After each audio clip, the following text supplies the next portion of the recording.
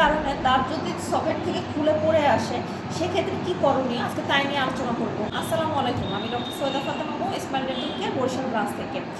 অনেক সময় অ্যাক্সিডেন্টের কারণে দাঁতের রুট পোর্শন সহ দাঁতটা খুলে পড়ে যায়।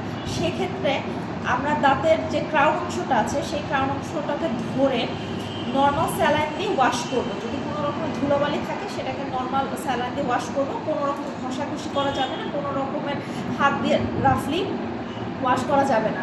তারপর এটাকে আমরা প্রিজার্ভ করবো হয় নর্মাল স্যালাইন অথবা হচ্ছে গিয়ে ডাবের পানির ভিতরে অথবা হচ্ছে মুখের ভিতরে বাক্কাল সাইডে হচ্ছে কি আমরা দাঁতটাকে রেখে প্রিজার্ভ করবো।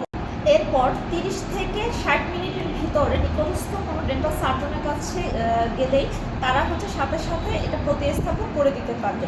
যদি কোনো কারণে হচ্ছে দাঁত যদি প্রতিস্থাপন করা না যায় সেক্ষেত্রে কী করণীয়? সেক্ষেত্রে হচ্ছে কি আপনার যে ফাঁকা জায়গাটা আছে সেখানে আমরা ডেন্টাল ইমপ্ল্যান্ট করতে পারি বা হচ্ছে ব্রিজ করতে পারি অথবা খোলা পোড়া দাঁত আমরা প্রতিস্থাপন করে দিতে পারি।